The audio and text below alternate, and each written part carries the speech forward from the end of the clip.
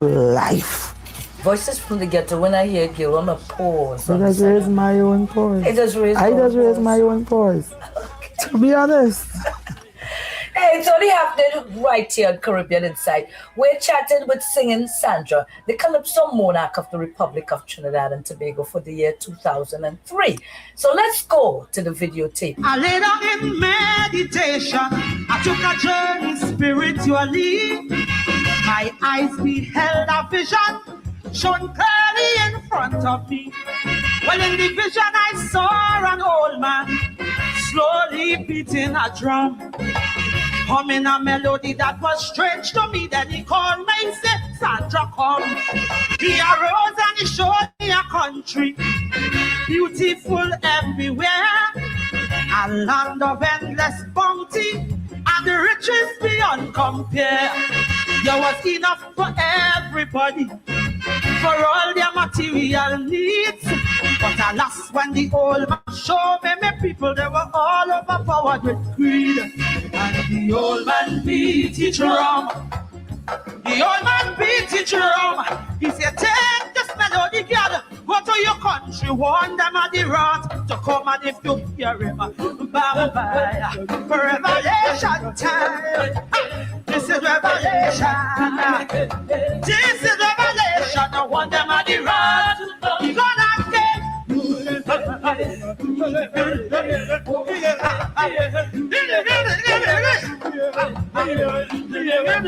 on them of the road to come. Leaders were fighting each other. They were tearing the people apart. Friends who used to live happy together, now hatred filling their hearts. Neighbors were cursing neighbors, whole villages in mayhem. I heard they were listening deceitful leaders who were preaching for doctrine to them. Look, compassion went out of the window. Deviousness reigned instead. Morality was low, cause the people were spiritually dead. But the old man beat his drum. The old man beat his drum.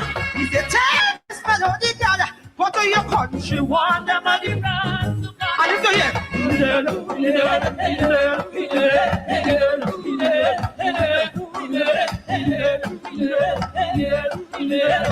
warn them of the wrath. You're gonna get revelation.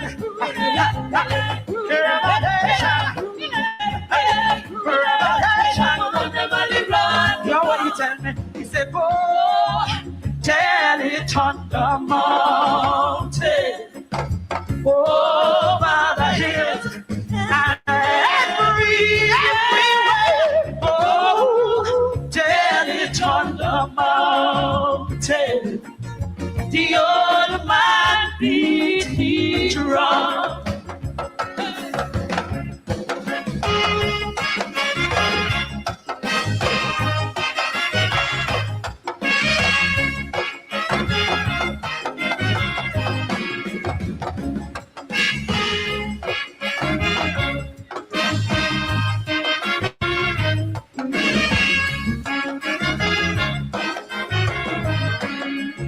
The youths were all in a quandary, no sense of direction.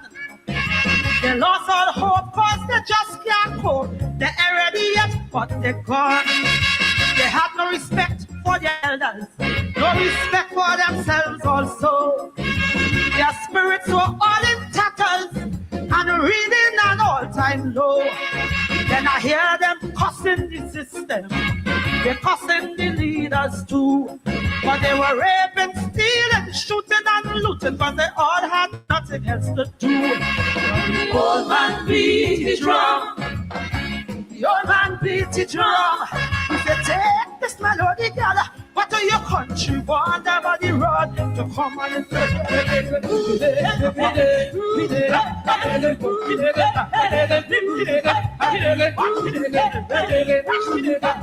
warn them of the road to come. You're gonna get revelation time. This is revelation. This is revelation. Warn them of the road to come.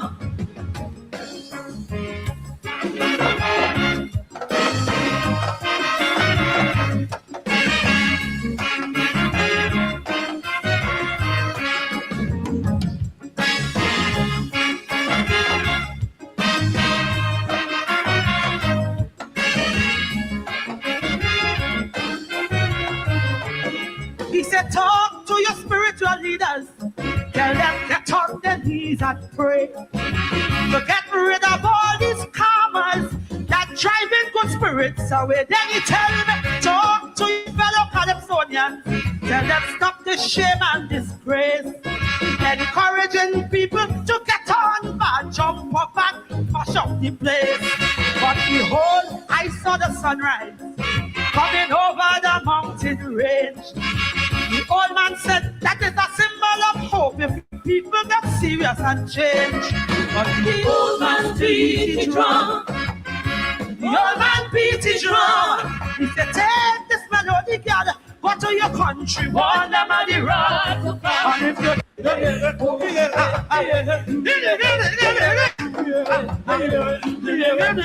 warn them of the road to come. Leaders were fighting each other. They were tearing the people apart. Friends who used to live happy together, now hatred filling their hearts. Neighbors were cursing neighbors. Whole villages in mayhem. I heard they were listening deceitful leaders who were preaching for doctrine to them. Look, compassion went out of the window. Deviousness reigned instead. Morality was low, low, low, but the people were spiritually dead.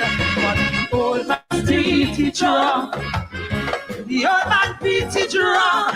He said, take this melody, girl, go to your country, warn them of the wrath. And if you hear,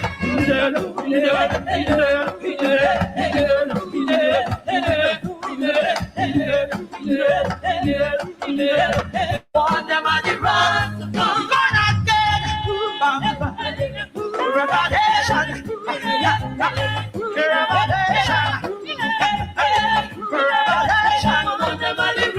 know what he told me? He said, "Go tell it on the mountain, over the hills, and everywhere. Oh, tell it on the mountain." The old man beat his drum.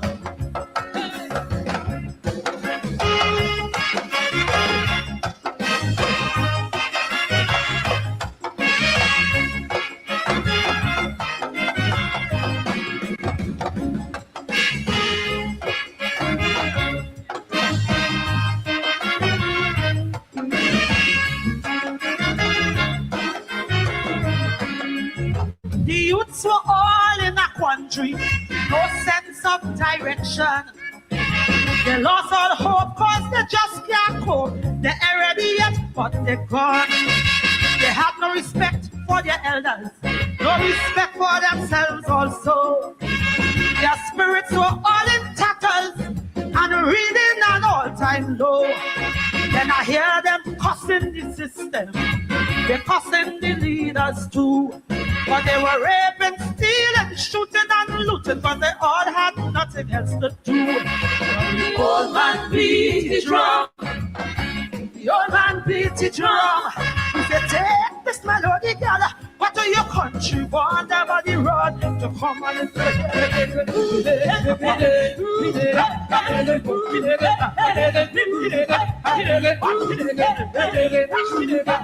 warn them of the road to come. You're gonna get revelation time. This is revelation. This is revelation. Warn them of the road to come.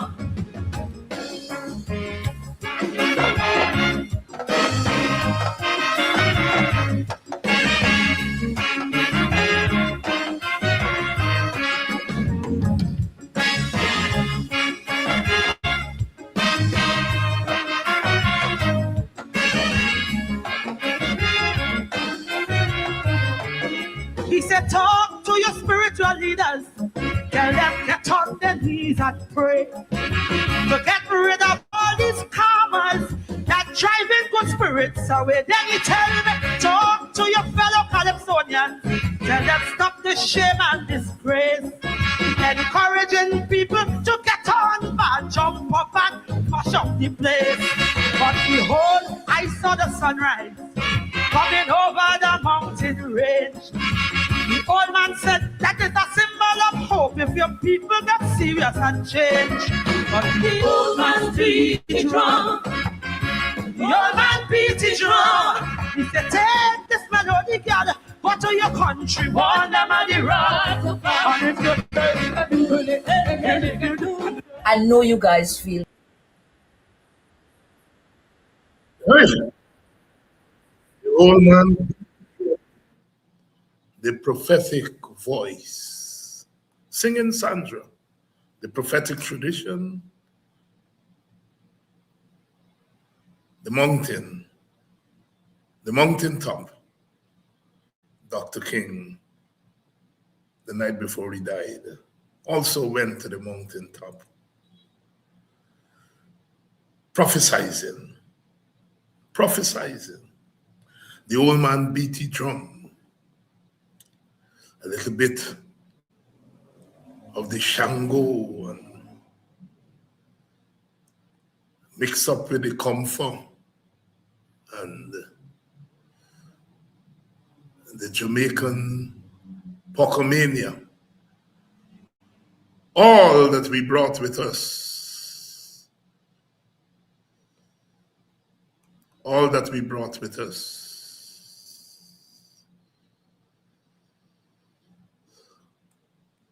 When we came across the Middle Passage against our wishes. But the drums are still beating. The drums are still beating. The drums are still beating as they must. As they must. The old man beat the drum. Good evening to you and welcome. Welcome to Politics 101. We're not giving up.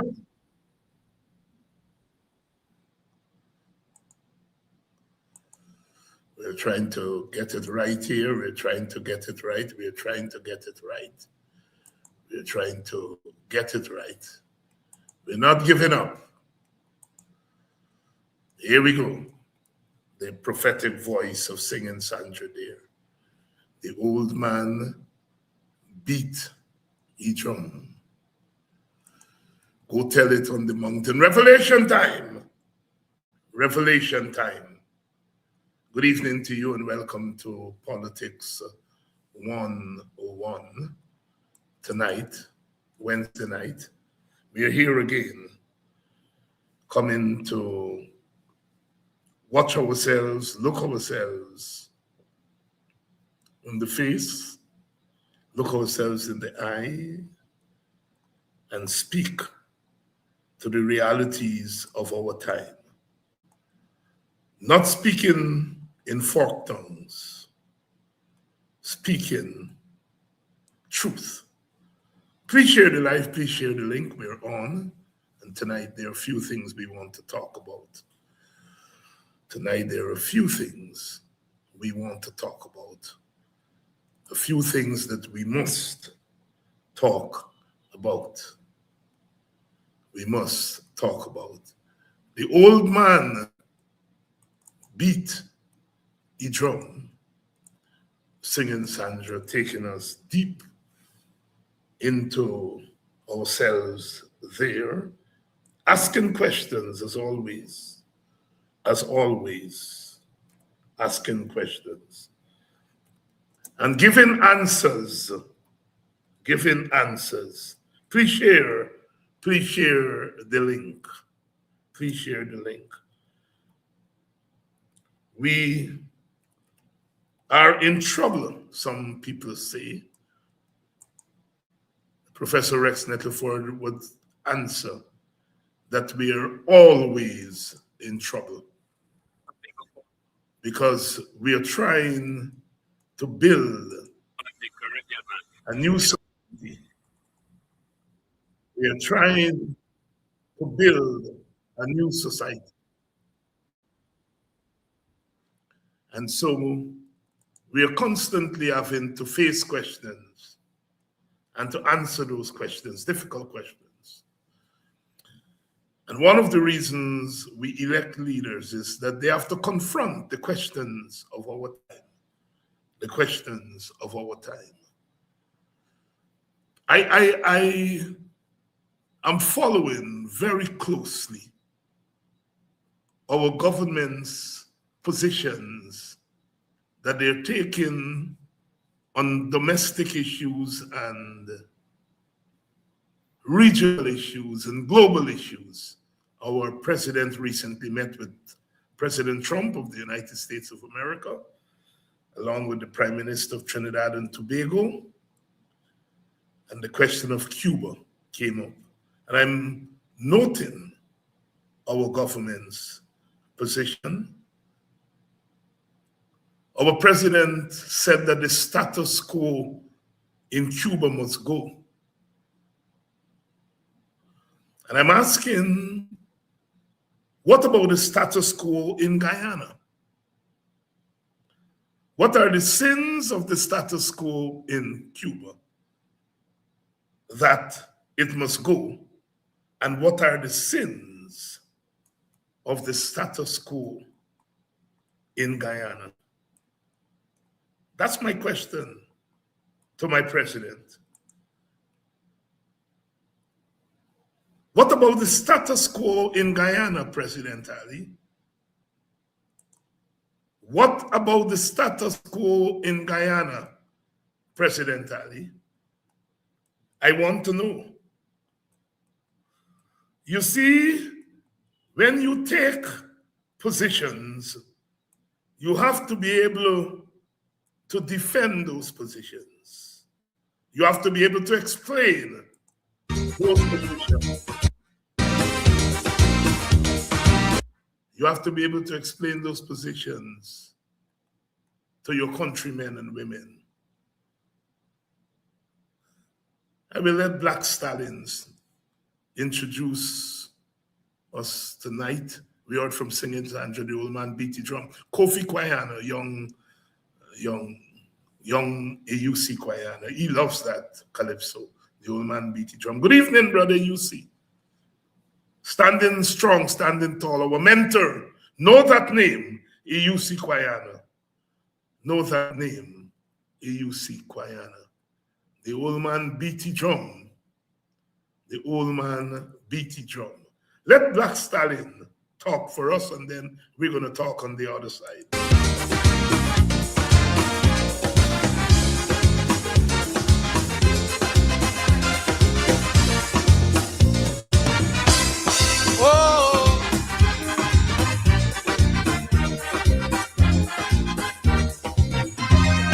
The private of federation, the whole thing and in confusion.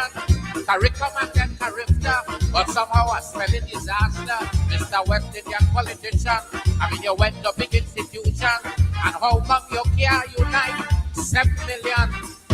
When a West Indian unity, I know it's very easy. If you only rapture your people and tell them like me, there is one race from the same place, that make the same trip on the same ship. And so we must put one common intention for a better life in the region, for we women and we children. That must be the ambition of the Caribbean man, the Caribbean man, the Caribbean.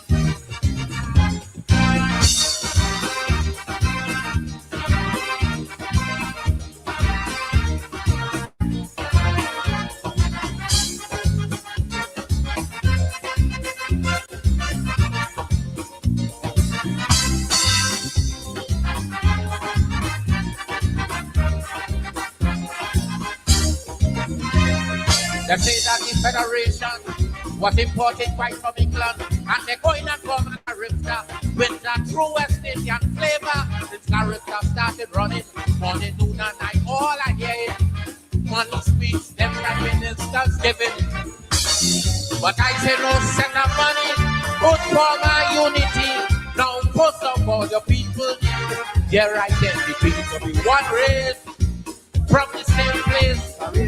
That make the same trip. Sure. So we must push one common intention for a better life in the region. For we women and we children. That must be the ambition of the Caribbean. The Caribbean man, the Caribbean man.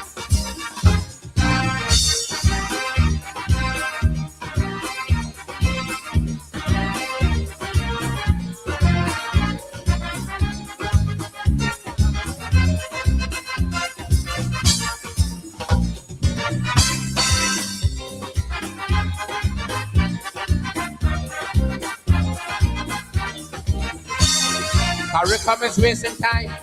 The whole Caribbean gone blind. You don't know from where you're coming. Then you can't fly where you're going. Some want to be communist.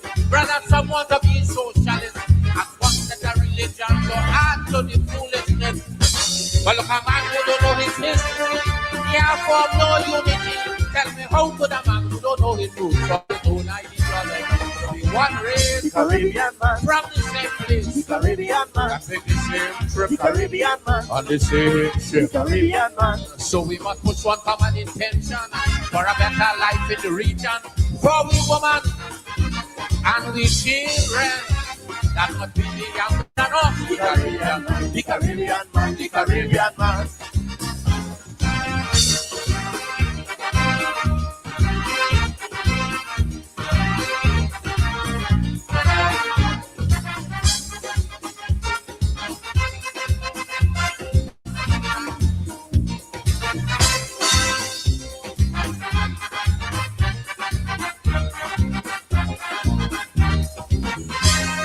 The Federation done dead, going to bed. But the cult of the Rastafarian spreading through the Caribbean.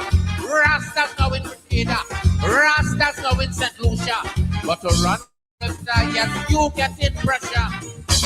If the Rastafari movement spreading and Caribbean dying slow, then there's something them Rastas on. That politician race from the The same Caribbean man, I pick the same trip the Caribbean man, on the same the ship. Caribbean man. So we must put one common intention for a better life in the region. For we women and we children.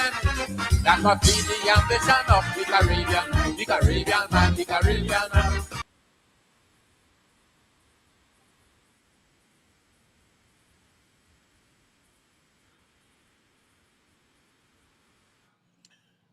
We come on the same ship. I want you all to listen to Dr. Leroy Callies, the black man, Black Stalin. Very, very insightful. And it's taking us where we want to go tonight. Taking us where we want to go tonight. Stalin is arguing that Caribbean integration is more than politics. That Caribbean integration has to do with the identity of the Caribbean people because we come on the same ship from the same place and we must have one common intention for we women and we children. The thesis of Caribbean integration he's arguing is not political and economic. Those are consequences. He said we are Caribbean because of identity. You see, that cost people like me. David Hines always into identity politics. He always into race. You see, we didn't create race. We didn't create it.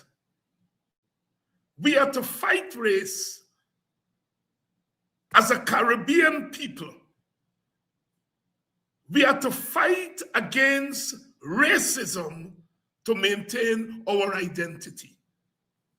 And what Stalin is arguing is what Clive Thomas and that whole generation of what they call the New World academics argue. They said, look, this integration, this Caribbean integration is more than just politics. It has to do with our identity as a people. Dr. Ralph Gonzalez refers to the Caribbean as a Caribbean civilization. He's saying that we are more than just a collection of islands.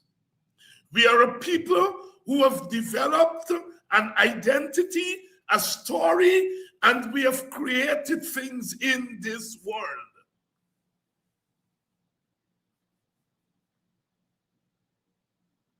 And you see, if you're guided by that notion of Caribbean integration, then you see the world differently.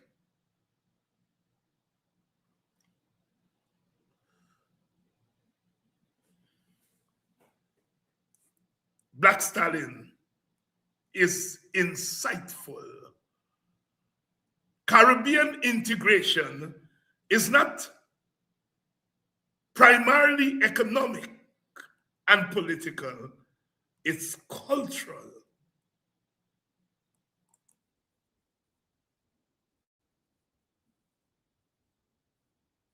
Children, that must be the ambition of the Caribbean, man, the Caribbean, man, the Caribbean.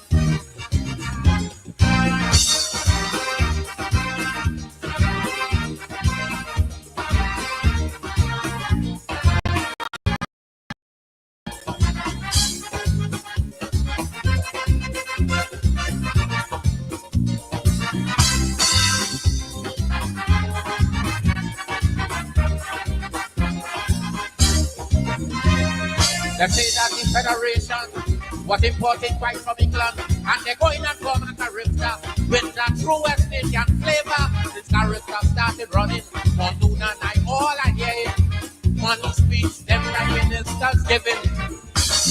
But I say no set of money, good for my unity. Now first of all, your people need their identity to be one race from the same place.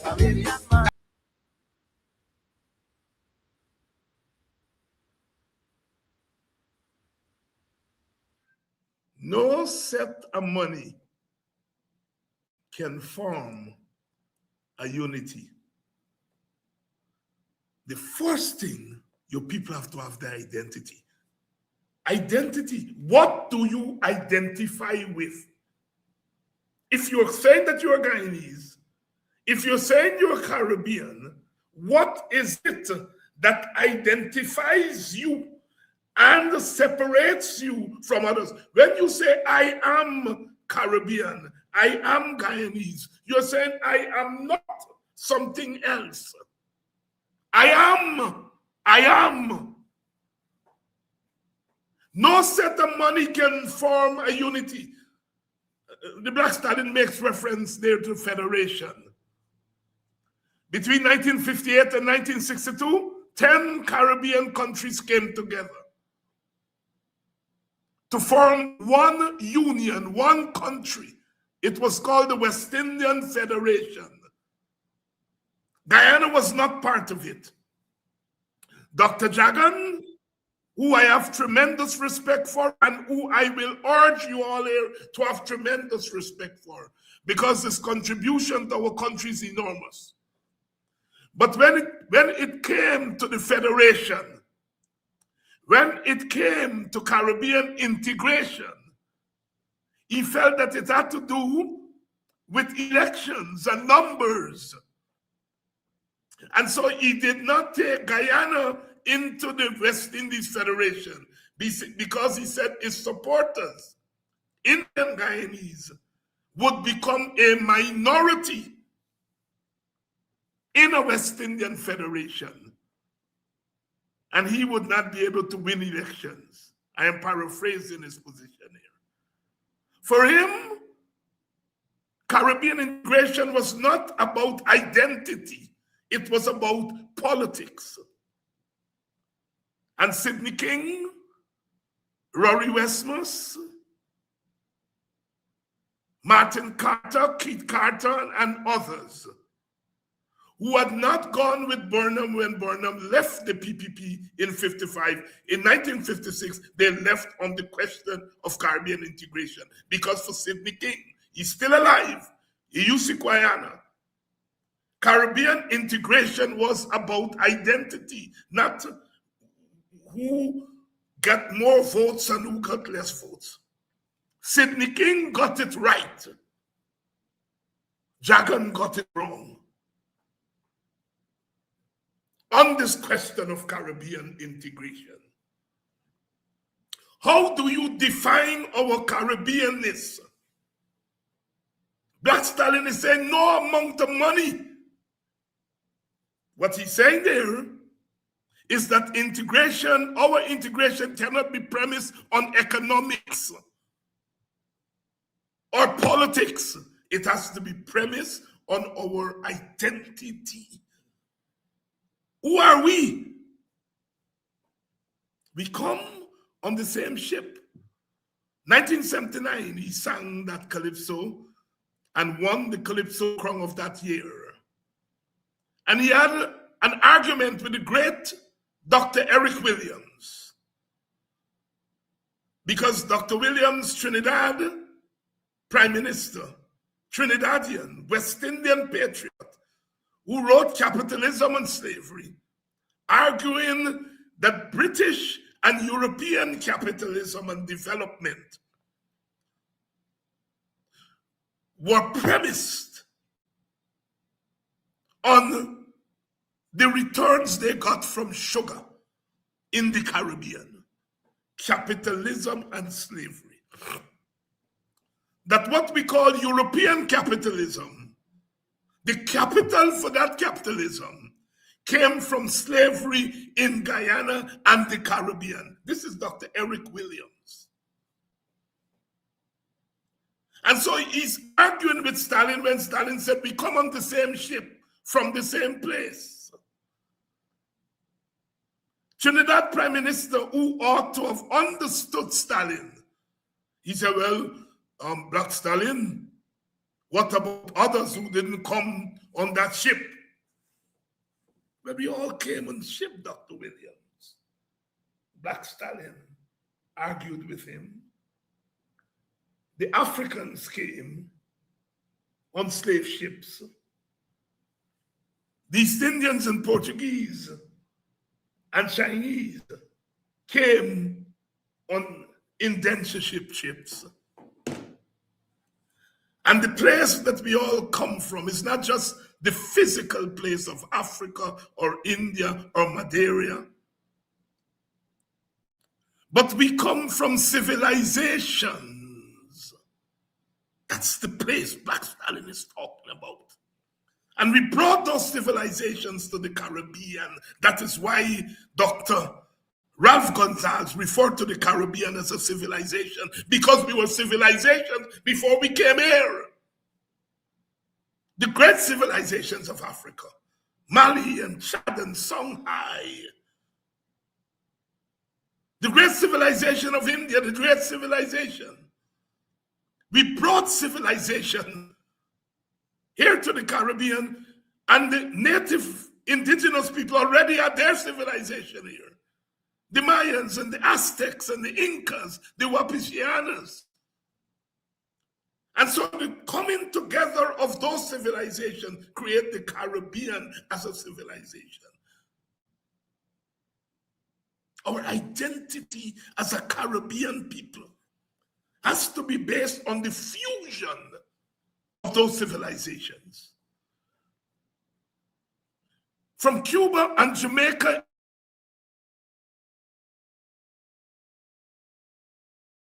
in the north,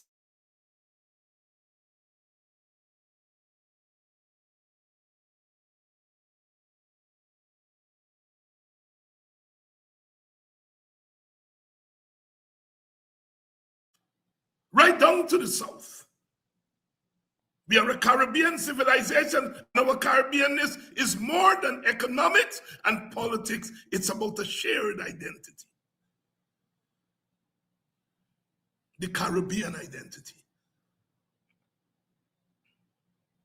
So Dr. Jagan got it wrong. For him, integration was about politics and party politics. And for Guyana, God bless him, integration was about identity and our shared civilization. I want you all to get me right, because what we are doing is teaching. We are a civilization. And you may have heard these things, but we are going to learn them as a people. That is why you all invested in people like myself to read books and sit in classrooms so we can articulate our shared history and put them in the public space as I'm doing here.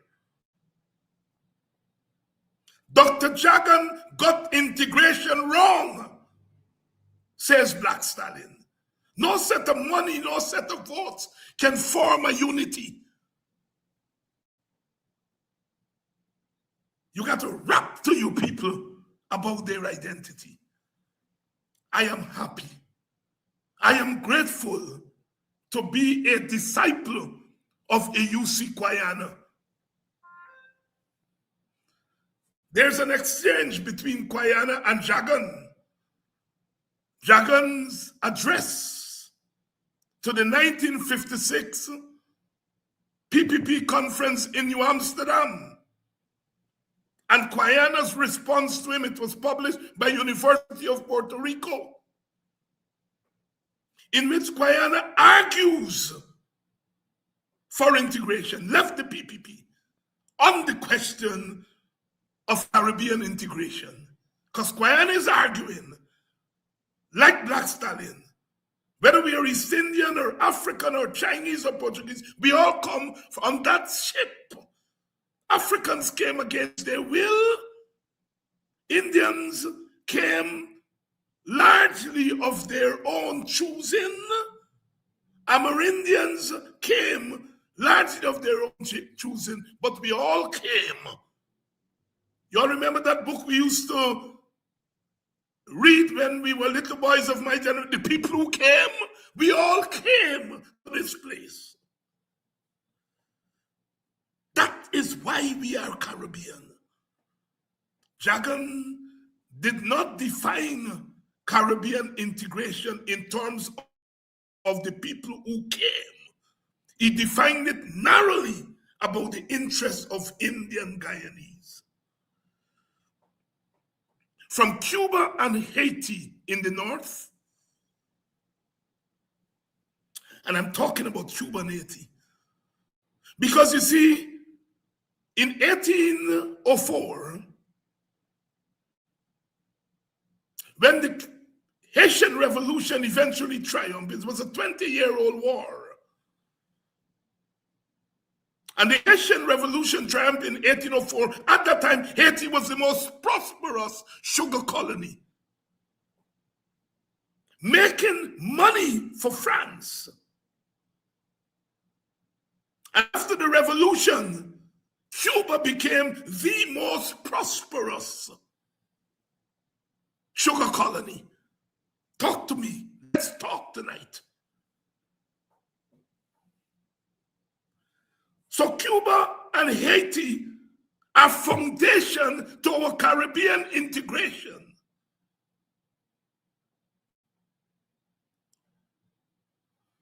Jagan got it wrong. And I'm not saying this to denigrate Jagan. Politicians get it wrong all the time. Jagan had a narrow definition of integration.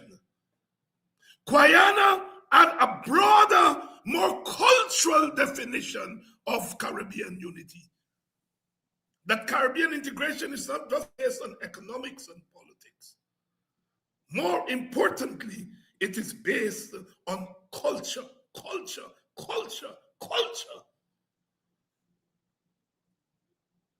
Your identity, your worldview is a mix of your gods and your ancestors. Your relationship to the land and the water and the air. That is why we say agriculture. How do you produce food?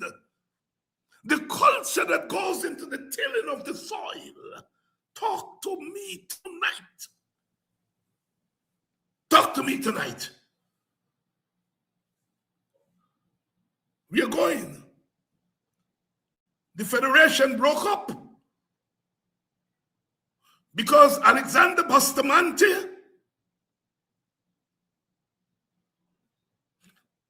a mulatto in Jamaica. Like Jagan, he saw integration in money terms. He felt that if we became one Caribbean country, Jamaica, which in numbers had the most prosperous economy among the countries in the Federation, Jamaica had broken with sugar. As Takumo Gunse said the other night in Buxton, King Sugar destroyed us, torn us asunder, tear us asunder. Today we are dealing with King Oil. I'm coming there, I'm getting there. You see, Jamaica broke with sugar. And it had moved into bauxite and tourism and banana. But the majority of its resources came from bauxite, calcined bauxite. Jamaica, Guyana, and Suriname had the most of the calcined bauxite, which was in demand because they needed bauxite for warships and all the other warplanes and so on. And so Jamaica was able to garner a lot of resources from bauxite. And on paper, it had the most thriving economy. Never mind the resources that came in from the bauxite went to at most 20 families. But in those days, the Jamaican dollar was stronger than the American dollar. For $1 American, it was 75 cents Jamaican money. Jamaica had a stronger dollar than the US. And so Bustamante said that if we became one country, all the people from Guyana and Trinidad and the rest of the Caribbean would flock Jamaica. And he didn't want that. So they called the vote in Jamaica along party lines. And the supporters of the Jamaica Labour Party, led by Bustamante, voted for Jamaica to get out of the Federation. Bustamante is defining Federation narrowly. The leader of the PNP in Jamaica, a mulatto just like Bustamante. In fact, they were cousins. Norman Manley, that's Michael Manley's daddy. He took the opposite position. He took the Guyana position. That integration was more than just politics and economics. It was about our shared identity. Bustamante is taking the Jagan position. Jagan didn't take us into the Federation, didn't take Guyana, and Bustamante took Jamaica out of the Federation. Let me repeat myself. Jagan didn't take Guyana into the West Indian nation that was being put together. And Bustamante took Jamaica out of the West Indian nation that was being put together in the form of the Federation. Guyana argued that Guyana ought to be in the Federation and parted with Jagan on that issue. Norman Manley took the different position and campaigned for Jamaica to remain in the Federation. By a slight majority, Bustamante view won. Dr. Eric Williams was to say that 1 from 10 leaves naught. That since Jamaica had the most thriving economy of the Federation countries, Jamaica's exit in effect meant that the attempt at a West Indian nation was stymied. 1 from 10 leaves nothing. And so we went to independence, not as a West Indian nation. We went to independence as mini nations, Jamaica and Trinidad and Tobago in 1962, Barbados and Guyana in 1966, and the others followed. Haiti had been independent before. Cuba had been independent before. We are one family.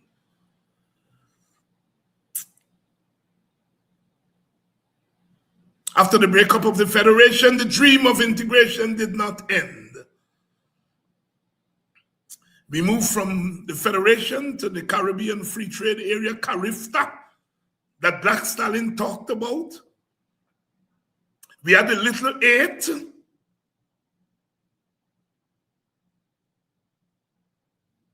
Those were the 8 Eastern Caribbean countries. Jamaica pulled out. Trinidad said 1 from 10 need not. The Little Eight, the Eastern Caribbean countries and Barbados, almost made it. They are now what we call the OECS. Although Barbados is not part of the OECS, we had CARIFTA. Burnham comes to power in 1964. And Burnham takes a different view to Jagan. Burnham took the Guyana view that our place is in Caribbean integration. At one time, Guyana and Barbados and St. Kitts almost became one nation.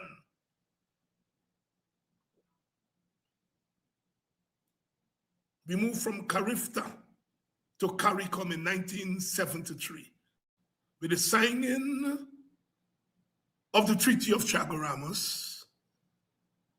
Burnham, Eric Williams, Michael Manley, following in the footsteps of his daddy, Errol Barrow, following in the footsteps of Grantley Adams. And they signed the Treaty of Chaguaramas, creating CARICOM. It was a limited union because by that time we were in individual independent countries. But they did what they had to do in 1973. The headquarters of CARICOM was created and built in Guyana and still is in Guyana. Burnham takes a different position from Jagan. He integrates Guyana into the Caribbean family in a formal way. I am not arguing here tonight whether Burnham was better than Jagan. I don't get into that kind of trivial nonsense. I am saying here are the positions. We have 3 of our founding brothers. I don't like the idea of founding fathers. 3 of our founding brothers. Sidney King, Forbes Burnham, Cheddi Jagan. 2 of them takes a broad panoramic view of Caribbean integration. 1 of them takes a narrow view. I'm moving. 1973. CARICOM comes into being. A limited union based on economics and politics. Burnham argued and sponsored Carifesta in 1972, preceding the 1973. So Burnham is thinking about culture as a way of holding our Caribbean together. The culture that Black Stalin talks about. It is that thinking that gave rise to Carifesta in 1972.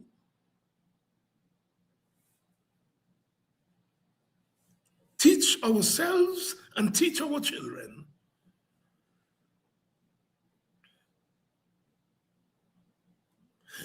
Let me fast forward from 1972 and 1973. We're not so fast. Because in 1973, something important happened. You see, when Guyana and Barbados and Trinidad and Jamaica and Tobago and St. Lucia, and when we became sovereign countries, independent countries, we entered a world that was not created for us.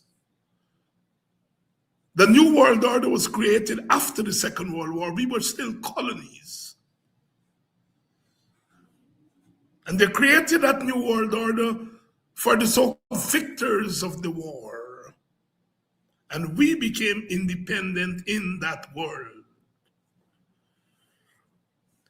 And that world order was hostile to the notion of fundamental change. Last night I talked about revolution,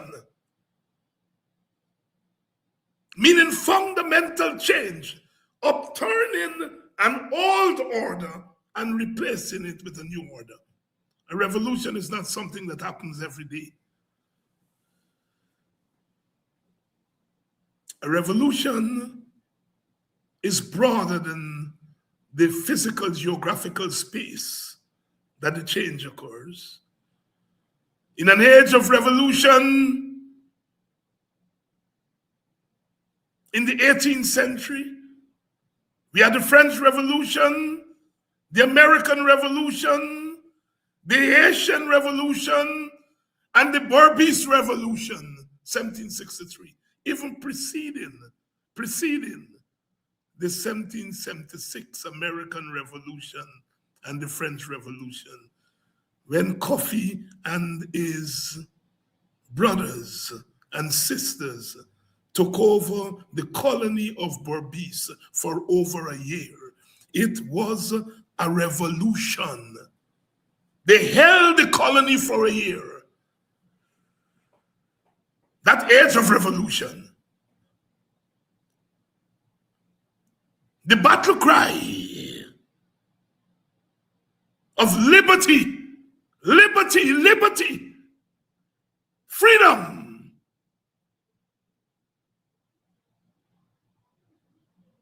And so in 1959, when Cuban, led by Fidel Castro and Che Guevara and others, took Cuba from the control of the powerful and the rich and turned it into a place where the poor and the powerless now had a chance.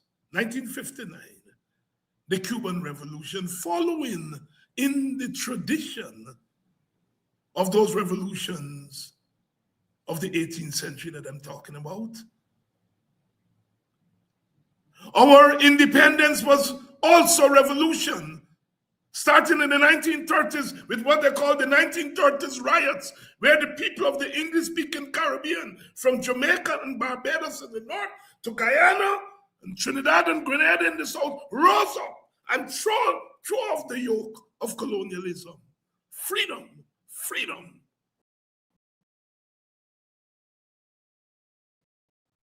Or a revolution also. And so the Cuban Revolution was not just about a few men going on an expedition.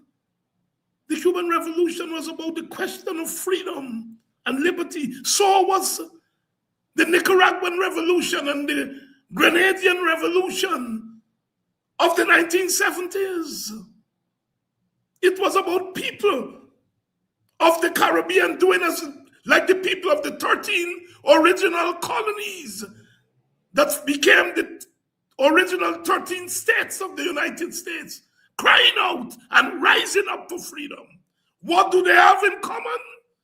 The Cuban Revolution, the Canadian Revolution, the Nicaraguan Revolution, the French Revolution, the American Revolution, the Haitian Revolution, the Bourbonnais Revolution of 1763. What do they have in common?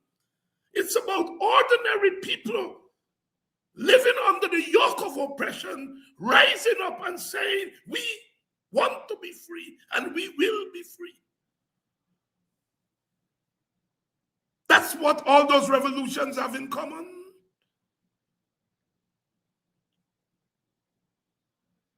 I am coming to the status quo business. America today is the product of the American Revolution of 1776. When America declared independence from Britain, took up arms and rose up and formed the American nation, which is today the greatest military nation on earth. The Jacobins in France, rising up. C.L.R. James was to write that famous book, The Black Jacobins. He's saying, just as the Jacobins in France rose up for liberty, so Toussaint Louverture and Dessalines and others rose up for freedom too, and he called them the Black Jacobins. The Bourbonnais Jacobins, led by Coffee and Akrabe and Atta and others. The American Revolution, the French Revolution, the Cuban Revolution. The Cuban Revolution is part of a revolutionary tradition that includes the United States of America and Guyana. So when my president in 2026 talks about the status quo in Cuba, he has demonstrated he has a poor sense of history, a poor sense of identity. Just as Jagan got it wrong in 1956, Irfaan Ali got it woefully wrong.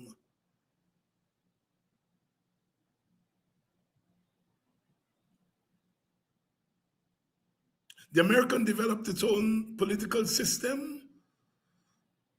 The French developed its own political system. They're not the same. The French Constitution, the American Constitution differs. Haiti developed its own system. Cuba developed its own system. Guyana developed its own system eventually. The Grenadian from 1979 to 1983 developed their own system. One can argue from where we sit or stand with the political systems of each of these countries. The contestation of the systems. But when you're talking about the status quo of a place like Cuba, it goes deeper than the political system. Cuba is a sister. Cuba is a sister.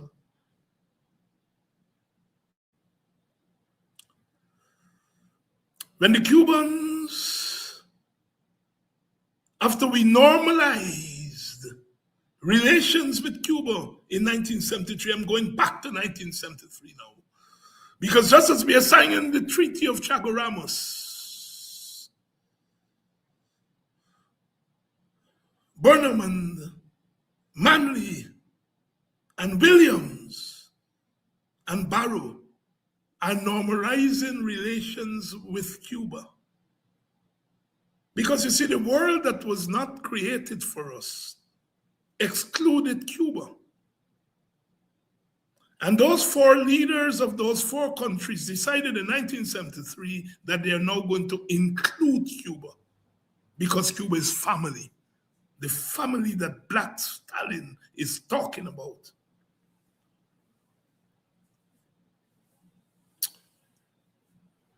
Burnham, by that time, is beginning to call himself a Marxist-Leninist.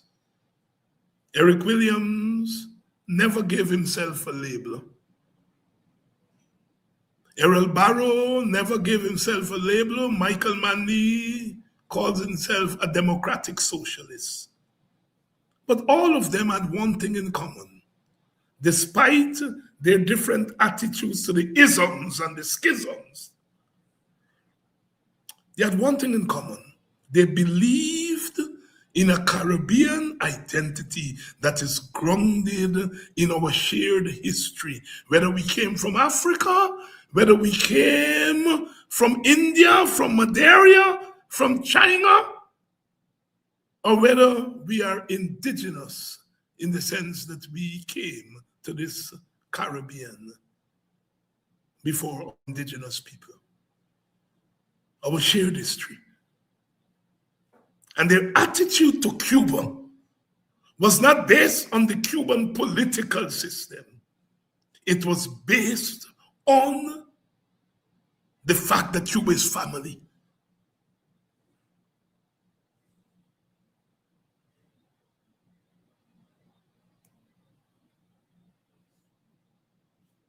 We got Comfort,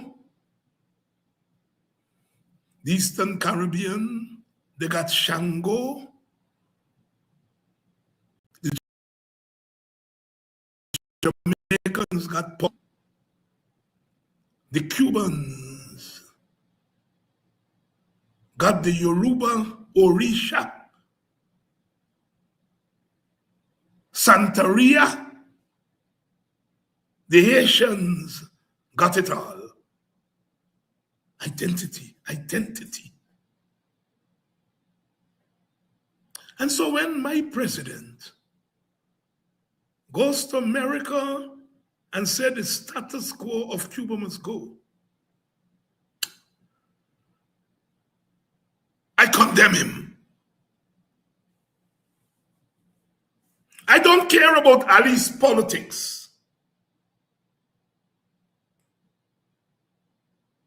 And I'm not responsible for his politics. But I'm asking Ali, what is the difference between the status quo in Guyana and the status quo in Cuba? If he's talking about the political status quo, I challenge him. Show me where the political status quo in Cuba is any less in terms of quality than the political status quo in Guyana. I'm saying the cultural status quo, we are all the same.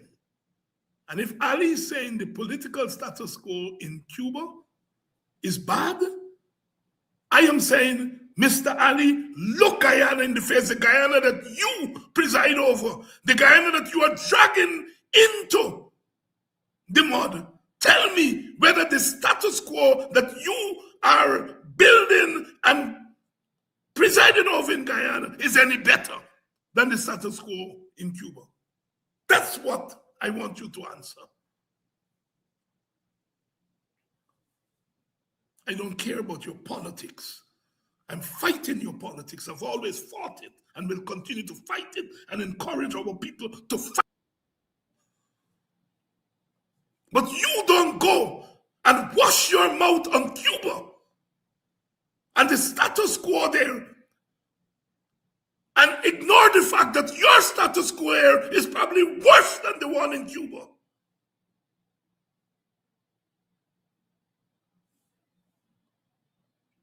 If they don't have free and fair elections in Cuba and you figure that is so, then say so.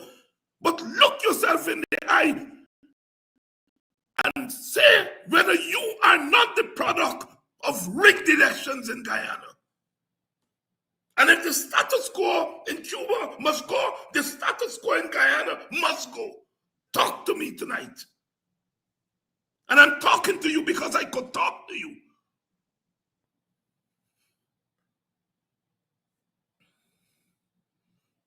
You see, I have taken the view that we are in the presence of a changing of the world order.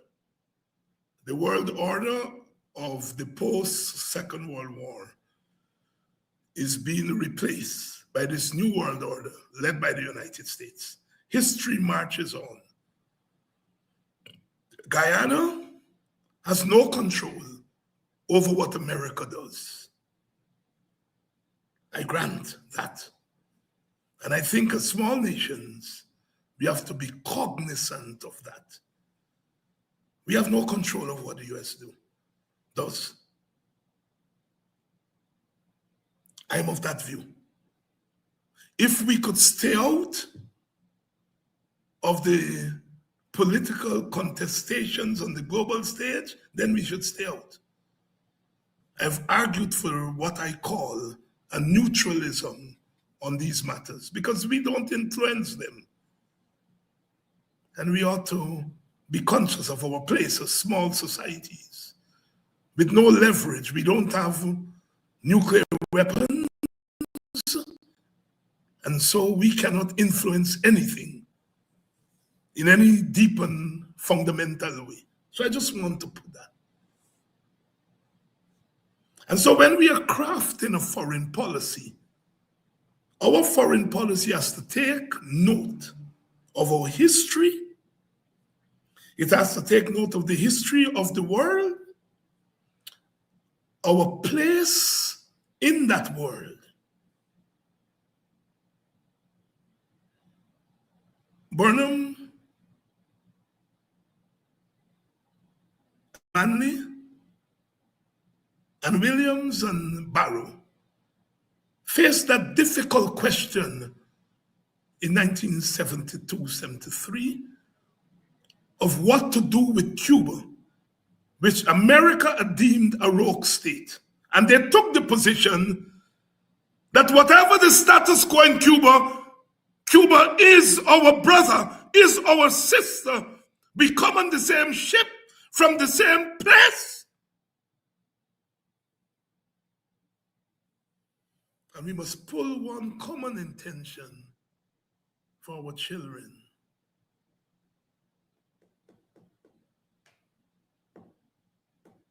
The PPP of today has no backbone. Cuba, whatever is status quo, and there are many of us who disagree with the status quo in Cuba if the status quo is the one-party state. We disagree with the one-party state. All right. But talk to me, Ali. Isn't it the one-party state in Guyana that you are presiding over? Everything is about the PPP. Look at the parliament. The speaker is PPP. The deputy speaker is PPP. And you are telling Cuba about status quo and one-party state. You have a one-party state there. You control the executive. You control the legislature. You control who goes into the judiciary, who's acting, who's not acting. You have no moral authority to wash your mouth on Cuba.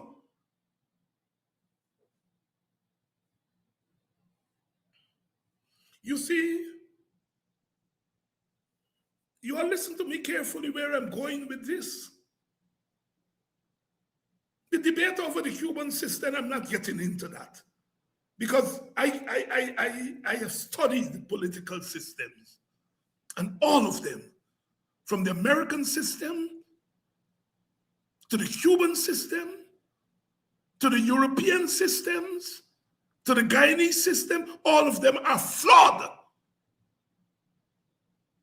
But when you are going to single out Cuba,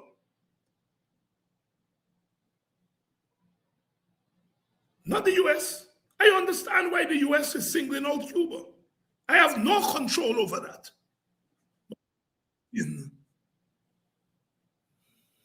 Why my president is singling out Cuba? First of all, Cuba is family. Look at what Cuba's done for us. Human, not political, human. Doctors.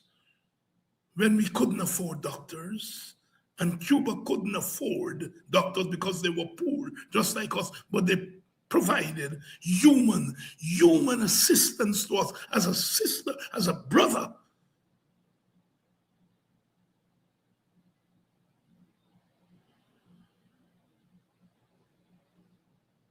I don't care.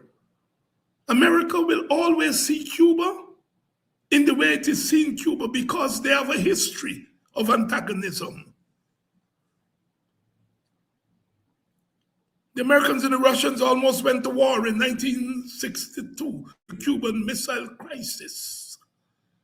So there's a history between Cuba and the United States. I am not surprised that the United States, in this emerging new world order, is taking a hard line against Cuba. But I'm asking, why is Guyana taking a hard line against Cuba? That's my question here tonight. And President Ali saying, because of the Cuban status quo, and I'm asking again, how is the Cuban status quo? How is it? In essence, any different from your status quo in Guyana? In fact, I'm making a value judgment that your status quo is even more rotten than the Cuban status quo. The Cubans don't have 58% poverty. Talk to me. You are presiding over 58% of poverty in this country, and you are telling me about the Cuban status quo. I hear them talk about realism in international relations. I know something about international relations. I studied it. I taught it. And the realism is that each country looks after its interests. All right? Fair enough. America is looking after its own interests in relation to Cuba. That's realism.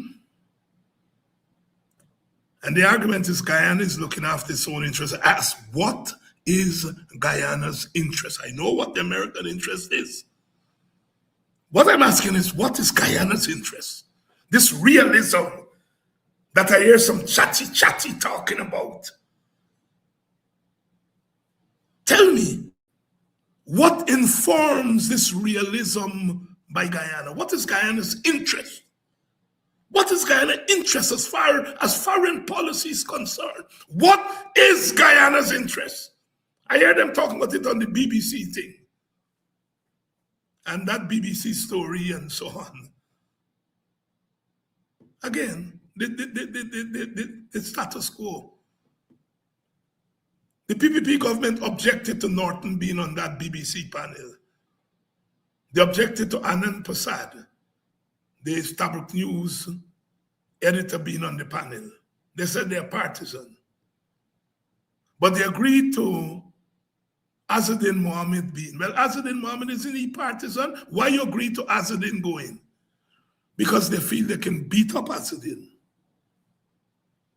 They objected to Terence Campbell going because they know they can't beat up on Terence Campbell. They know they can't beat up on Anand Prasad. They know they can't beat up on Aubrey Norton. So they objected to them going. They said they're partisan. Well, isn't Azzeddin Mohammed partisan? Why you wanted Azzeddin to go on the BBC thing? but you feel that you can beat up an Azzadin. And when Azzadin smelled the rat and said, I ain't going to fall, you beat up on me, I don't know nothing about you all foreign policy and Cuba and so on. I ain't in the league yet. He sent his lieutenant, Sarabo, Tabitha.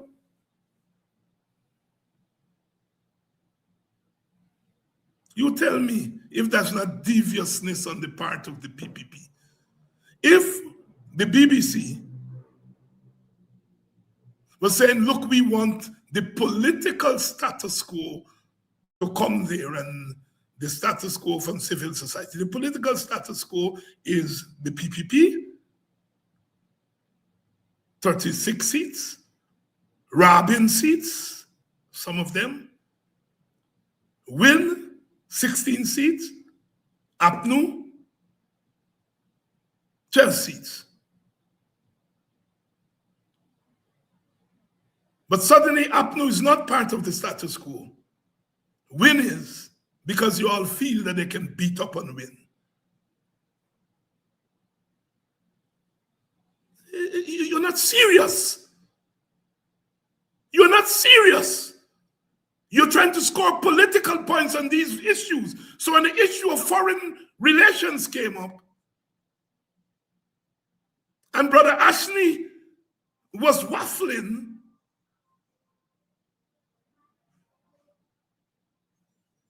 and they went to Win and they went to the others, and the moderator kept asking the question, is the PPP being ungrateful to Cuba? Ashley waffling. And they say the others waffle too. But the others not running the country. Cuba, PPP running the country. Let me say here tonight, David Hines speaking for himself, the PPP is damn ungrateful on the Cuban issue.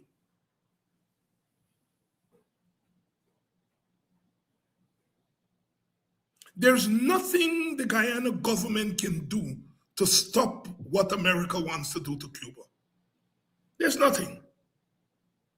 And if President Ali is saying that, I'm with you. There's nothing you can do.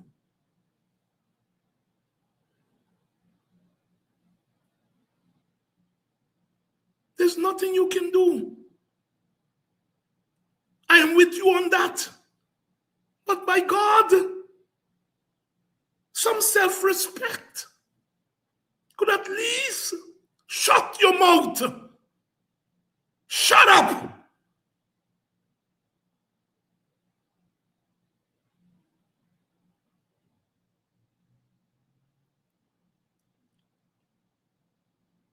Give the standard answer. Cuba is my brother. Cuba is my sister. The people of Cuba are my brothers and sisters. And at the end of the day, what happens in Cuba ought to be the business of the people of Cuba. At least you could say that. The status quo in Cuba must go. The status quo in Guyana got to go to. Got to go to.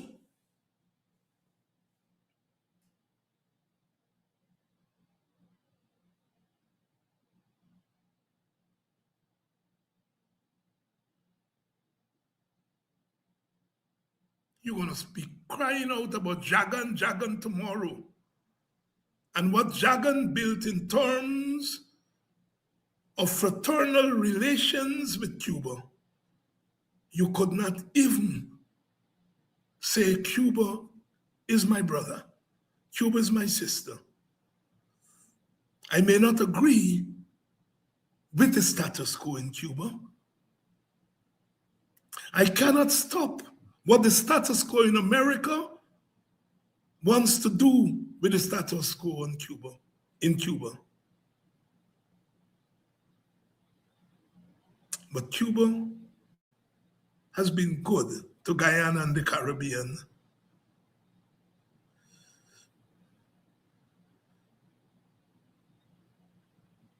Don't tell me about political realism.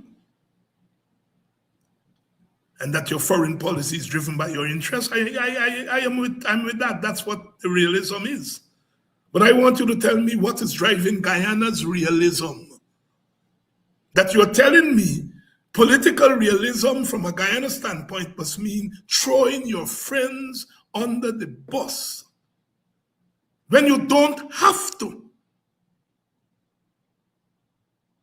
Then the PPP is going to throw the rest of Guyana under the bus too to save its ass.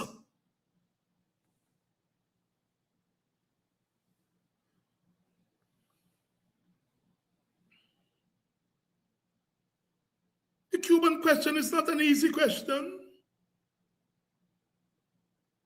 If America is going after regime change in Cuba, and you're asking Guyana, where do you stand on regime change in Cuba? That's a difficult question for Guyana. I know. I am not saying it's an easy question. I'm not saying that it's an easy question. I know it's a difficult question. It's a ticklish question, as we say in Guyana. But the least you could have done is to close yourself in a national position or a regional position instead of you and Kamala going and genuflecting and abandoning the Caribbean position that Burnham and Barrow and Manley and others, Eric Williams, took 50 years ago.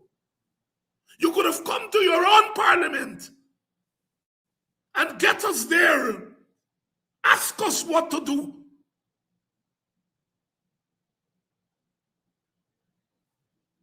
I'm not advocating to be hostile to America. That would be suicidal for our government to take a hostile position to America. No, it's suicidal. Nobody has to tell me that. I know that.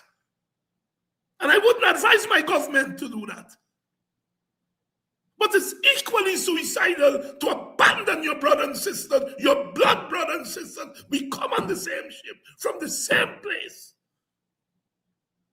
It's equally suicidal to do that. I shall not, will not advise you to fight America on the Cuban question, but I will also not advise you to abandon, from a moral standpoint, our brothers and sisters.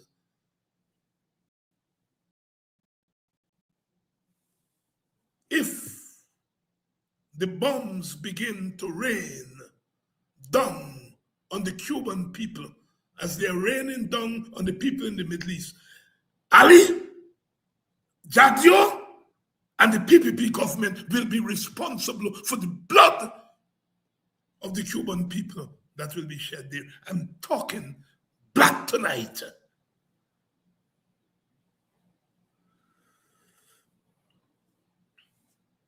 Stay out of the fight.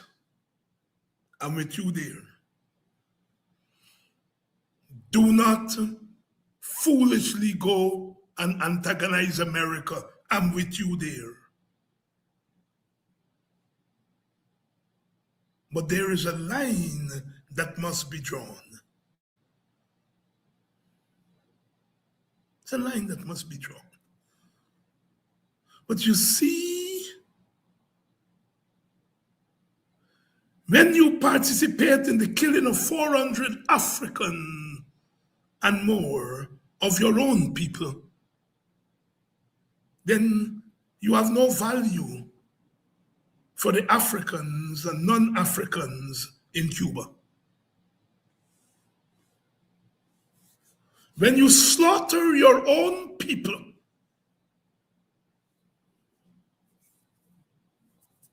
using state power in Guyana, slaughtering your people economically, politically, and otherwise, then you care not about the people of Cuba or anywhere else. All you care about is the PPP survival.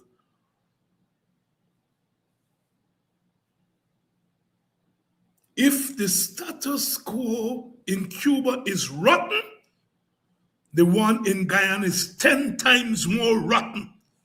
At least the status quo in Cuba ensures that the Cuban people are not living in poverty. The status quo in Guyana is doing everything to ensure that the Guyanese people are living in poverty.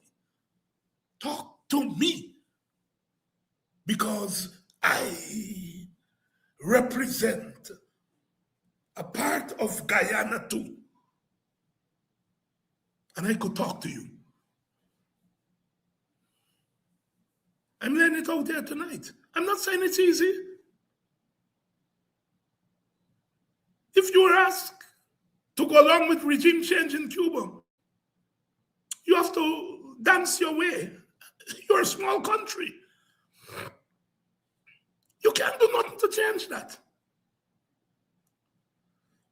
But you must hold the line when it comes to our collective dignity.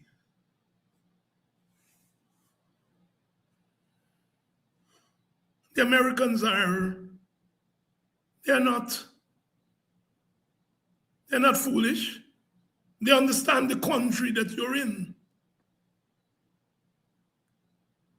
They understand it. Just as they understood the country that Eric Williams and Barrow and Burnham and Manley were in. But after all that we've done to survive a hostile world, you just act in this shameless way? And you didn't have to do that. That's my point. You didn't have to go there and wallow your mouth on Cuba.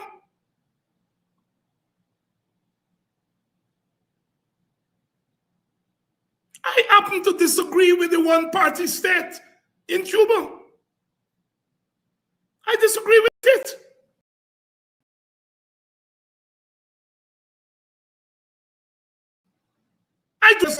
I disagree with the single dominant party in Guyana.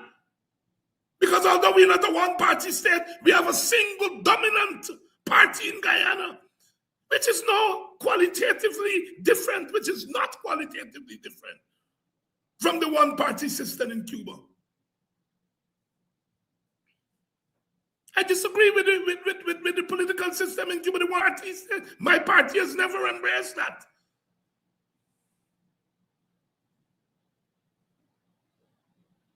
But I recognize the value of family.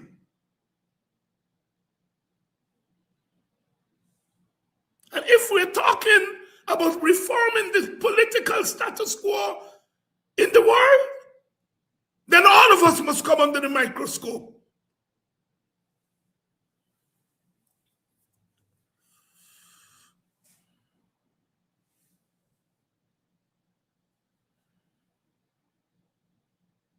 This PPP is so blatantly opportunistic. I think they will sell Guyana. They will rather remain in power over 3,000 square miles and give away 80,000 just to stay in control of 3,000. Are you understand what you're dealing with?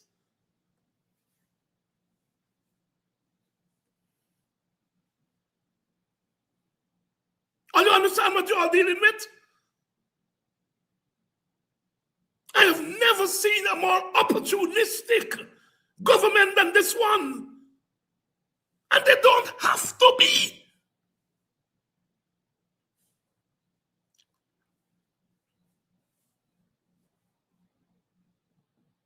But you see, the 30 billion barrels of oil, and they're hiding it from all you.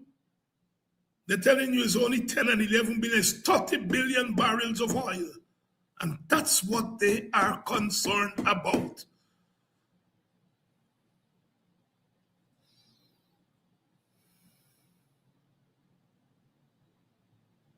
Sisters and brothers,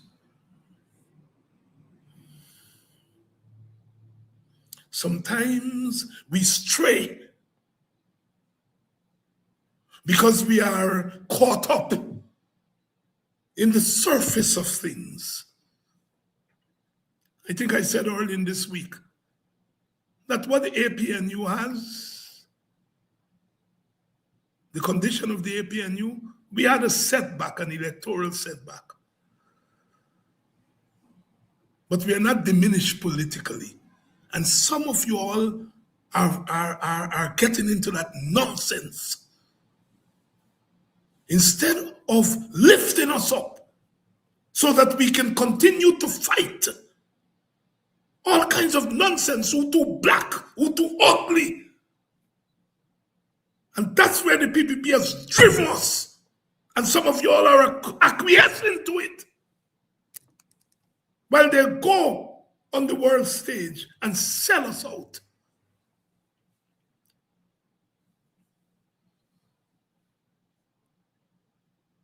We are going to continue to fight. All I can do is to try to bring to bear some knowledge, some reasoning into this matter. I understand the difficulty, the government, the PPP government, the Trinidad government, the Jamaican government. I understand the difficulty they're in. They don't have nuclear weapons. And they're asked to sanction something that our history stands against. I understand it. But come to your own nation and say, it's a difficult time. Let us all reason this thing through. And let's take a national cultural reaction. Not a stupid reaction. A national cultural reaction that takes into consideration our own history, our own place, our own survival.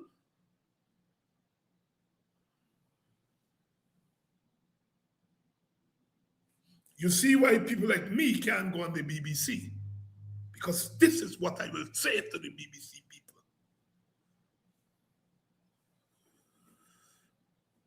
This is what Terence Campbell ought to have said if he had gone there in the BBC. We have to be creative.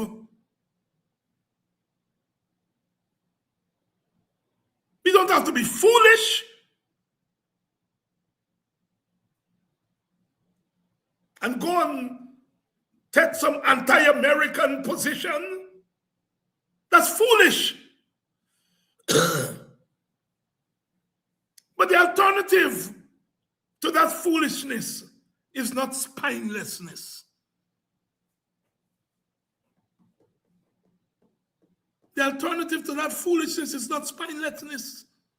The alternative to that foolishness is a national cultural reaction that says we are small, we are vulnerable, but by God, we are civilized people too.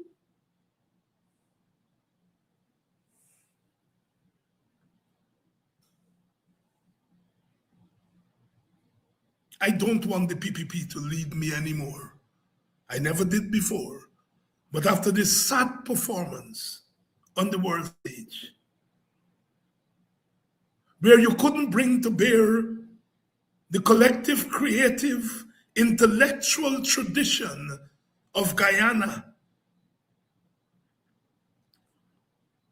a Guyana that has given this world Cheddi Jagan and Forbes Burnham, Sidney King, Walter Rodney, Clive Thomas, our dear departed Dr. Rupert Roopnaraine.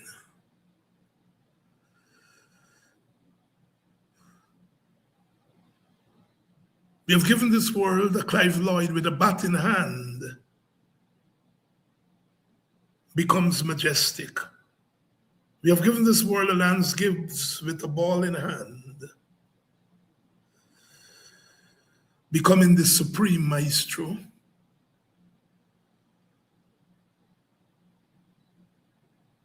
We have given this world great athletes. We have given this world Martin Carter, A.J. Seymour,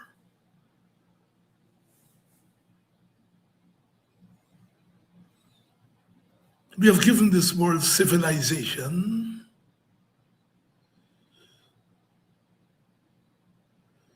We have given this world great athletes. My own countrywoman, June Marcia Griffith, running down the track, fleetingly fast, saying to the world, I come from the nigger yard of yesterday, leaping from the oppressor's hurt and the scorn of myself.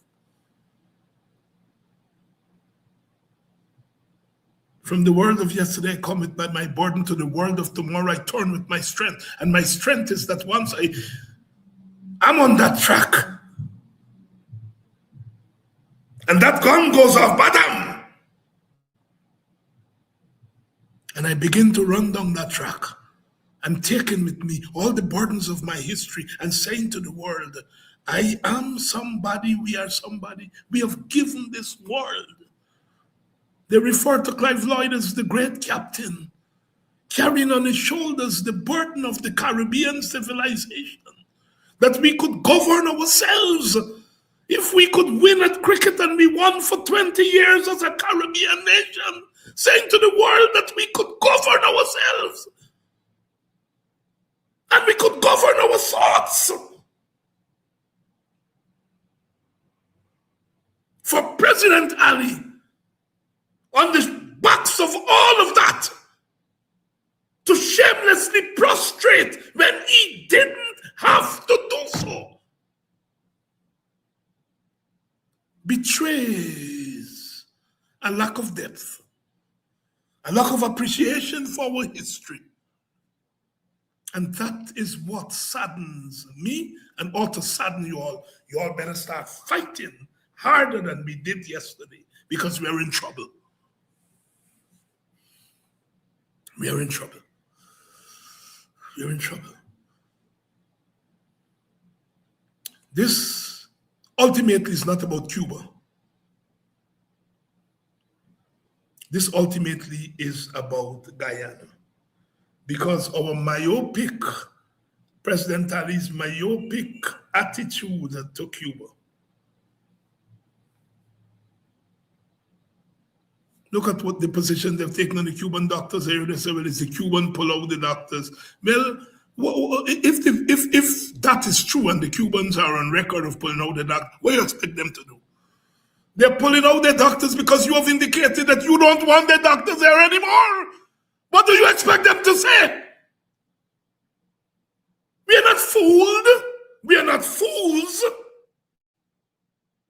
Some of the other, you come in and tell us, well, oh, it's the Cuba who pulled the doctors out here. My brother parliamentarian, the Minister of Health, a pleasant chap, Frank Anthony. But Frank, do you really believe that we buy that nonsense that it's the Cubans who pulled the doctors? Of course they pulled the doctors because you have indicated to them in private and in public on this question by being able to throw out your doctor.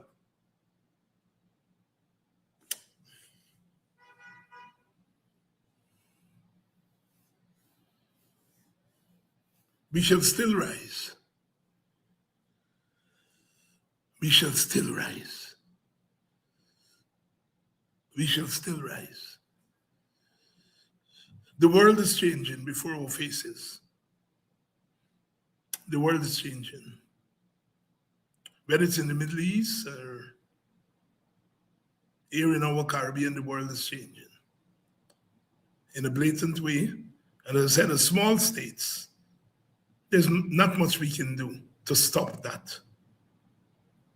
There's not much we can do. You know, there is not. America wants to blast the world apart as it is showing. It can do that. We can argue it's wrong. We can argue the way in which they're doing it. But the realism that they're talking about is that they're going to have their way. That is what power does.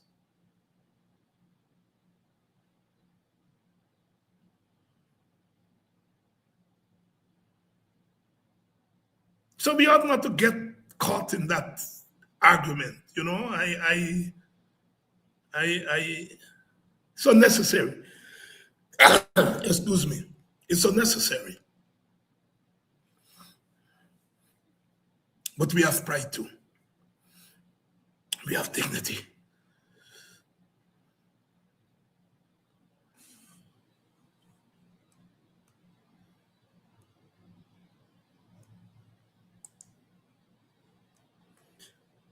I am.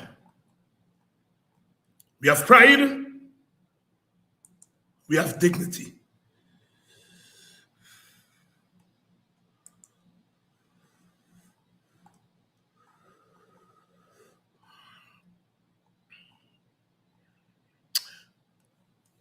We are going to eventually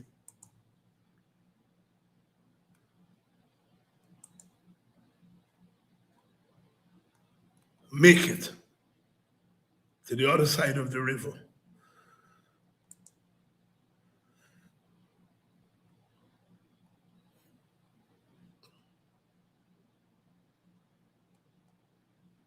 It's not a bright day,